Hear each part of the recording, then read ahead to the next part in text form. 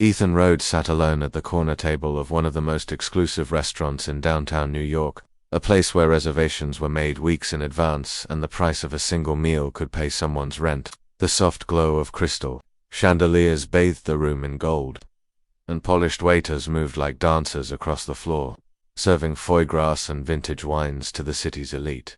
Ethan, a billionaire tech mogul known for building empires and breaking competitors, looked out of place in a different way. He was dressed in a sleek, custom-tailored suit, yet his expression was vacant, distant. His phone glowed in his hand, lighting up with emails, messages, and missed calls.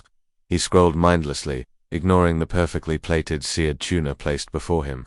He wasn't hungry, not for food, at least at outside the large glass window. The city bustled with its usual cold indifference, but amid the blur of coats and umbrellas, one small figure stood still. A little girl, maybe 10, stood barefoot in the snow-dusted street, her threadbare hoodie soaked from the winter mist. Her hair was tangled, her cheeks pale, and her eyes those wide, searching eyes were locked onto Ethan, not the food, not the warmth, just him. She stared through the glass as if trying to gather the courage to do something no child should ever have to do. Her stomach growled, but what weighed heavier was the loneliness she carried in her small, shaking hands. She pressed her hand gently against the glass, leaving behind a faint smudge from her dirty palm. Then, taking a deep breath, she slowly pushed the heavy glass door open. The warm air hit her like a wall, and instantly, all eyes in the restaurant turned. Conversations paused. Forks hung in midair.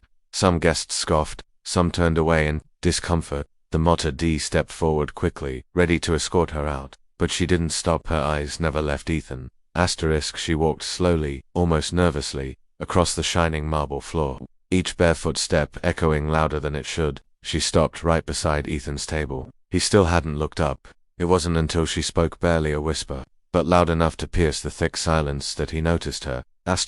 Can I eat with you? She asked, voice shaking but eyes steady. The room went still. You could hear the flicker of a candle, the clink of a glass settling. Ethan froze. For a long moment, he said nothing. Then slowly, he lifted his head. His eyes met hers. On something shifted. He saw past the dirt and the hunger. He saw pain he knew too well. Memories rushed in of cold nights under bridges, of his mother selling old magazines to buy dinner, of being ignored, unseen, unworthy in the eyes of people who walked by in designer coats. The Mata D cleared his throat. Uncomfortable, sir. I can call security. Ethan raised his hand gently. No, he said, standing. His voice was calm but carried weight. She's with me. He pulled out the chair across from his own and gestured for her to sit. The girl hesitated, unsure if it was a trap or some cruel joke, but Ethan smiled softly, his eyes glassy with something unspoken. She sat down. A hush fell over the room as the millionaire, who had crushed competitors and closed billion-dollar deals, now waved the waiter over and said, "Bring her anything she wants, everything, and make it fast." The waiter blinked, nodded, and rushed away. Ethan turned back to the girl. "What's your name?" he asked. She blinked. "Lily," she said. I'm Ethan. She looked at the plate he hadn't touched. "Aren't you going to eat?"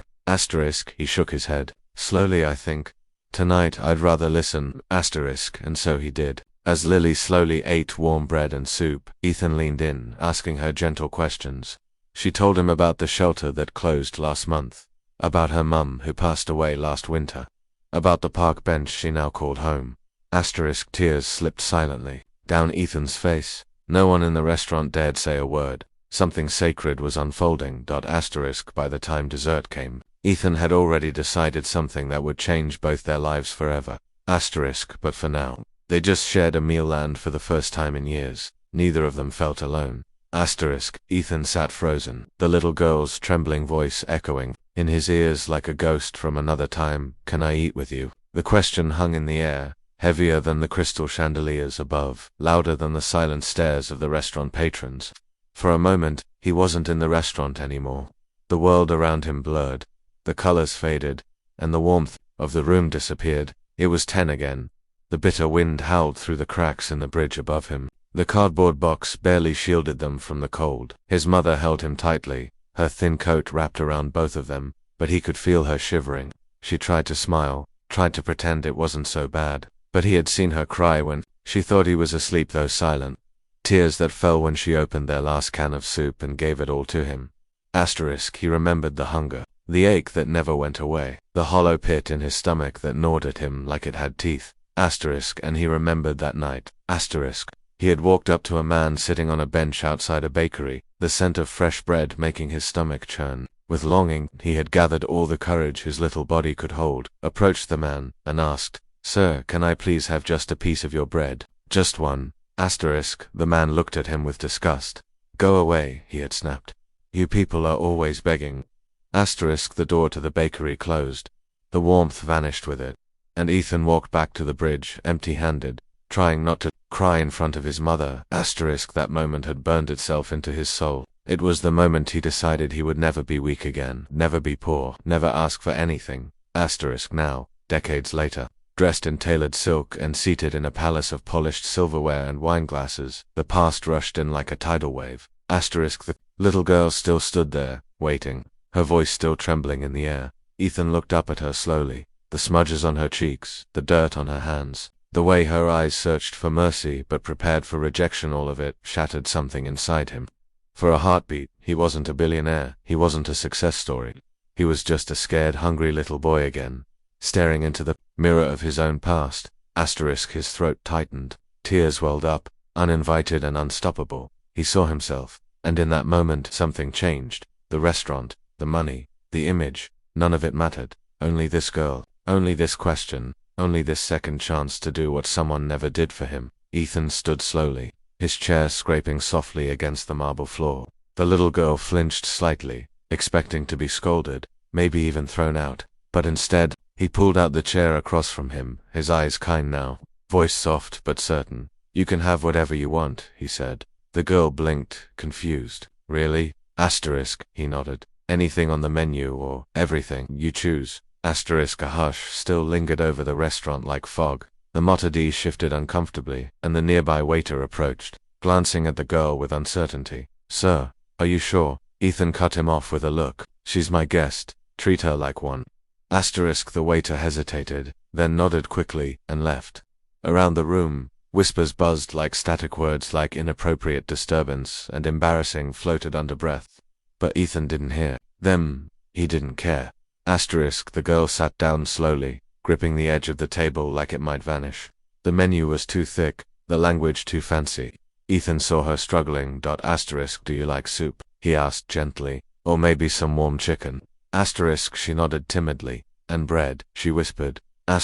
"Bread. Absolutely," he smiled. "Lots of it." Within minutes, a basket of warm bread and a steaming bowl of chicken noodle soup arrived. She stared at it for a moment, almost too afraid to touch it, like it was a dream she might wake from. Then, slowly, she took a bite, and another. Her hands shook. She ate slowly, savoring every mouthful, unsure if this would be her last real meal for another week. Ethan didn't touch his own food. He just watched her, not out of pity but with a deep, quiet awe. "What's your name?" he asked Lily, she said through a mouthful of bread. He smiled. "Hi, Lily, I'm Ethan." She looked up at him. Her face was still thin, but in her eyes, for the first time, there was something other than fear, something like hope. They talked while she ate. He didn't press too hard, but she spoke anyway. About the nights she spent sleeping under stairwells. About her mum who used to sing her lullabies until the cold winter took her away. About the old man at the shelter who gave her a blanket, and how sometimes people gave her their leftovers if they didn't throw them in the trash first. Ethan's throat tightened again. He reached for his water glass, pretending to take a sip, just to hide the trembling in his hand. All around them, other diners sat stiffly in silence. One older couple, seated just a few tables over, pushed their expensive dishes aside. The woman dabbed at her eyes with a cloth napkin. Her husband stood, dropping several large bills on the table, and they quietly left the restaurant, leaving behind untouched lobster and a bottle of wine. The atmosphere had shifted. Something sacred was unfolding, not loud or dramatic, but profoundly human. Ethan didn't make a speech. He didn't post about it on social media. He simply listened. He made space for her voice. And in return, Lily gave him something no one else ever could, a chance to be the person he always wished someone had been for him. The night had settled over New York like a velvet curtain, soft and cold. The city lights flickered against the sidewalk, casting long shadows as Ethan stepped out of the restaurant with Lily by his side. In one hand, he held a bag of warm food. The chef had packed specially bred fruit and enough meals to last days. In the other, he gently held Lily's tiny hand. She walked beside him quietly, no longer shivering, but still uncertain. The streets that once felt so vast and merciless now seemed smaller, softer, as if her footsteps had finally been noticed. They stopped near the curb where Ethan's sleek black car waited, its driver already standing by the door, but Ethan didn't open it just yet. He turned to face her. The glow of the restaurant behind them bathed them in soft light, and for a moment, the world seemed to pause. He knelt down slowly, so he was eye level with her. He wasn't a billionaire in that moment. He wasn't powerful or feared or admired. He was just a man with a broken past and a healing heart. Lily, he said quietly, placing the bag down. You don't have to go back to the street tonight, or any night. She blinked up at him, clutching the bread tighter to her chest. Know what it's like to be alone, he continued, his voice trembling slightly.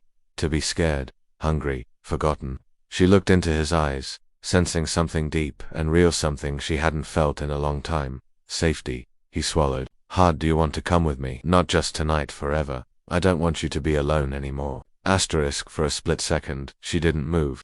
It was like the words hadn't quite registered. But then, suddenly, something inside her cracked wide open. Her face crumpled. Tears spilled down her cheeks without warning. She dropped the bag, threw her arms around him, and sobbed against his chest with all the pain she had been carrying for years. No word, just the raw, heartbreaking sound of a child letting go. Ethan wrapped his arms around her, holding her like something sacred, like something he'd never let the world hurt again. The driver stood silently nearby, moved beyond words. Ethan whispered, softly, it's okay, you're safe now, you're not alone anymore. He stood, still holding her, and carried her to the car like a father would a protector, a promise, a new beginning. As the door closed behind them and the car pulled away, the city kept moving, unaware that something extraordinary had just happened. Two broken hearts had found each other and in doing so had begun to heal. Weeks had passed since that cold night outside the restaurant, and Ethan Rhodes's mansion no longer echoed with silence. Once a place of solitude and empty opulence, the grand halls now rang with the soft pitter-patter of little feet, bursts of laughter, and the comforting hum of life returning. Lily's presence had transformed everything. Her room, once a dusty guest space no one had entered in years, was now a wonderland of soft blankets, stuffed animals, fairy lights, and stacks of children's books. The closet overflowed with warm clothes in every shade of joy, and the windowsill was lined with paper cranes and drawings of rainbows, stars, and a man with a big smile holding her hand. Every morning, Ethan made pancakes, burnt at first, then better with each try. Lily would giggle as he fumbled with the batter, and he would pretend to be the world's worst chef just to hear her laugh again. It had become their tradition.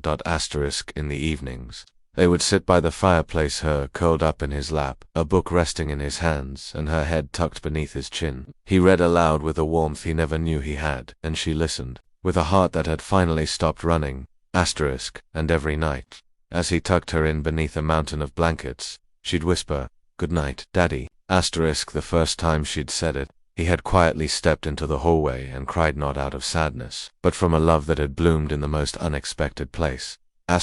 Ethan had built empires, brokered billion-dollar deals, and walked stages filled with flashing cameras, but nothing had ever filled him like the sound of her laughter echoing through the halls of his once empty home. The mansion was still big, still beautiful, but it no longer felt hollow. It felt like home. And as the fire flickered low one quiet night, a soft voice like a narrator from the soul whispered, he had all the money in the world, but it took a hungry child to feed his soul. Kindness doesn't cost much, but it can change everything.